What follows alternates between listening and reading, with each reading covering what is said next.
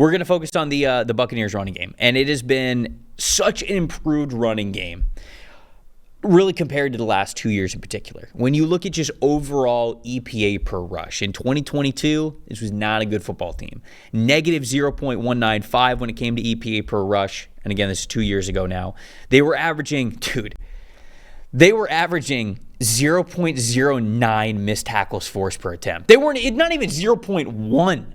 And just to give everybody reference out there, you kind of want to be around like 0.3, and they weren't even at 0.1. I mean, they had no creativity. They had no running backs to be able to make things happen for them when they got into space, and even getting into space was basically at a premium. 3.4 yards per carry in 2022, just 2.2 yards after contact. The next year in 2023, so last year, 3.4 yards per carry once again, and just a 2.5 yards after contact per attempt.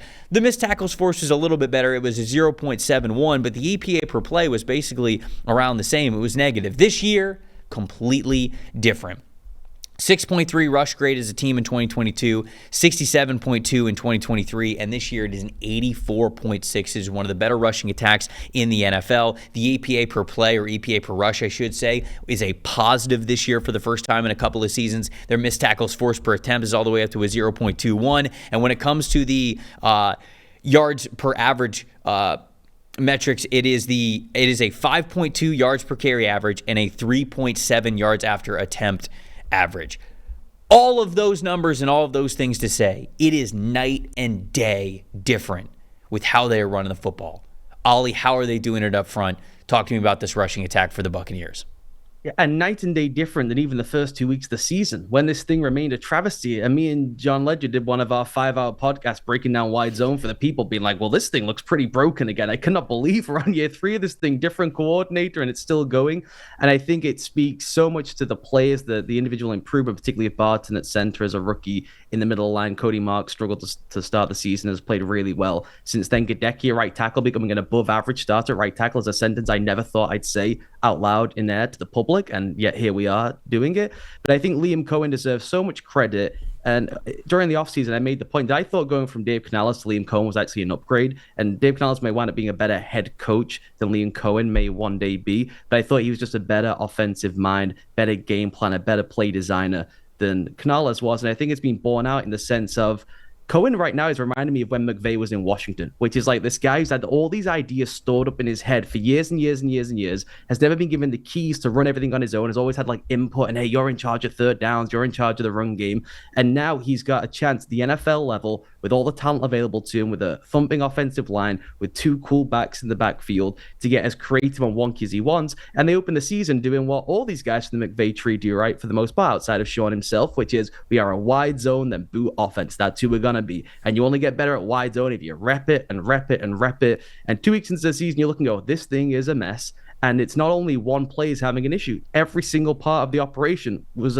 problematic. They couldn't snap the ball properly. Everyone was losing all the time on their own. The stuff rate was sky high.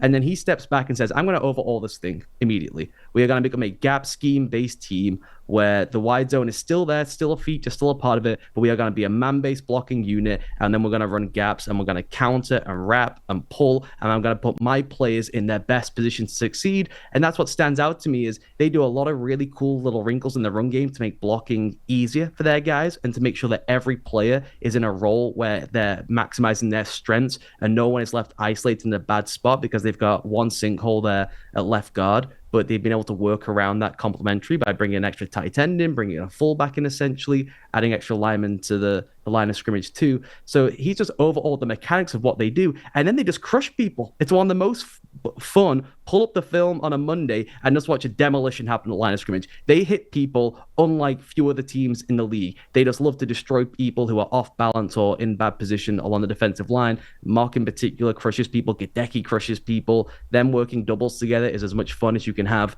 watching anyone do anything. They have a really nice thing when I was mentioning about fitting guys to their strength. Gadecki is pure, I crush someone so that I can turn you, leverage-wise, into Mark, who is the wrestler, who can then pull, twist, and contort them. So they've worked this together rather than it being a double the other way, right? Or where you just double and climb. They've built in all these little details and minutiae, which is Luke likes to step first and climb so he can hit someone. Mark likes to sink and twist. Let's just make that the focus of the run game. Let's make that the go-to double team, and we'll counter behind it so we got got the timing and the sequencing correct. So there's just so many details in there beyond having the great players, Wirfs, of course, that add up to this just transforming from, you mentioned the 2 seasons, even the opening 2 weeks of the year when it was a mess. You know, I remember talking with John at the beginning of the year when they were still sort of figuring these things out. And I do think that people believe that, like, there is a difference between, you know, outside zone rushing and obviously between the tackles, more like man gap scheme stuff. But when they think about that, they think about that with the offensive line. They don't always think about it when it comes to running backs. And it felt like at the beginning of the season, they had Bucky running behind a lot of man and gap scheme stuff up the middle between the tackles. And they still wanted Rachaad White to be like more of this like outside zone type of runner. And so at the beginning of the year when Bucky was playing really well, obviously it has been proven that Bucky is just very, very talented, but it kind of came down to they were sort of giving Rachaad White these carries behind this offensive line scheme and this run scheme that it just was not to their strength. And now they have honed in more on their identity. It took them a while to sort of get to that point, even with Dave Canales. And I would even argue through that full season of him as an offensive coordinator, they never really got in their groove. Now they're better up front than they were last year. So I think that goes into it too. But like you mentioned, Cohen was able to take a step back like while the season was going on and change things. And I think it has been to both running backs' preferences as well. And people just don't talk about that enough. Cody Mauch specifically, I feel like is just absolutely kicking ass, man. I mean, you mentioned Luke Gedeke as somebody who has really played well on the right side at right tackle, but Tristan Wirfs, we know he's fantastic at left tackle, but what Cody Mauch is doing on the right side of the line at right guard, he has really improved to be that impact run blocker and reliable pass blocker type of interior offensive lineman. Talk to me about Cody Mauch and how much of a difference it makes when you have, you know, Graham Barton and Ben Bredesen. Like, obviously, like, Graham Barton's getting better. He's a rookie, but there's a big difference on an offensive line when you got 3 guys kicking ass as opposed to just 2, and you got the numbers on your side and having one interior offensive lineman really help out those offensive tackles. I think Cody Mauch has been a big part of why this run game is as efficient as it has been this season. Oh yeah, he's just relentless and explosive. And I really, for at least from the film, I not spoke to these defensive linemen, I think he actually strikes fear into some of these guys. Because now when you watch the Chargers game, he is hitting people so outrageously hard. So then when they go to more of a wide zone scheme and he's the backside guy, right? It's all about angles and cutoff points and playing more technique based and just being able to slam someone in the face, essentially. He's doing this thing where he's just like doing a phase basketball block where it's just his back. He doesn't even touch people. He's just kind of screening people off with his back. He hits it 3 times in that game. And that to me is all about the details again with the staff to the players of what do we do best. Okay, Cody can just crush people. And there's times when they can essentially get to what works out being like a double team in a typical scheme for other sides, and it's just him one-on-one because he can just bury everyone and he can twist and contort people at the second level in ways few guys can do. And so when that fear is there and that is your go-to running dynamic, when the wide zone becomes more of your change-up, people are on the back foot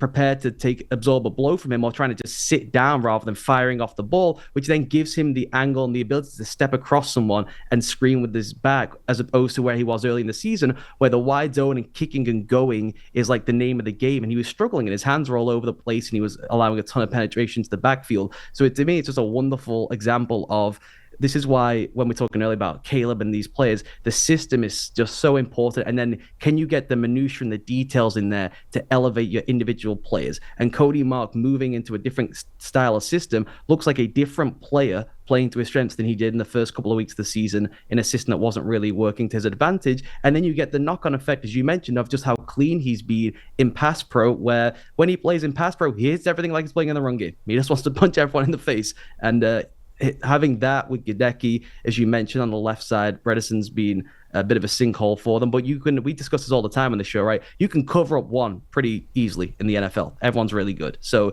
you can do things through formation, protections. Obviously, having Wirfs on that side is a major help too. But you can do things just with the drop back and the set point of the quarterback and the launch point to cover up one issue. When it's 2, it's really hard. If it's 2 on the opposite sides of each other, it becomes a bit of a nightmare. If there's 3, we're in a world of trouble. We're in New York and we're worrying if a we're all going to get fired essentially. So it's been all around. I think that the improvement has been so beyond belief from those first 2 weeks, and it's a credit to everyone. I think Cohen deserves a ton of it, but it's the players too. It's always the players going out there and executing, and they've been asked to say, hey, this is what you're best at, deliver for us, and all of them are doing it. Jason Light is somebody who absolutely believes that you got to build through the trenches. He's done a great job of doing that, certainly when they won the Super Bowl, bringing in a guy like Ryan Jensen, obviously drafting players like Alex Kappa and Ali Marpet and all of those players, certainly Tristan Wirfs as well. But, I mean, they got another guy on the roster. Obviously, Graham Barton is starting right now, but I know they like Elijah Klein as well as somebody who could potentially be a starter for them, maybe at that other guard spot. And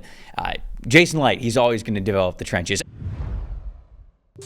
Thanks for watching, everybody. Make sure you like and subscribe the video. And if you don't have a PFF Plus subscription, you can get one to see all the premium stats that we talked about here on the show, plus the expert betting and fantasy advice over at subscribe.pff.com. The description is also right below, so if you are not a PFF Plus subscriber, you can come one today.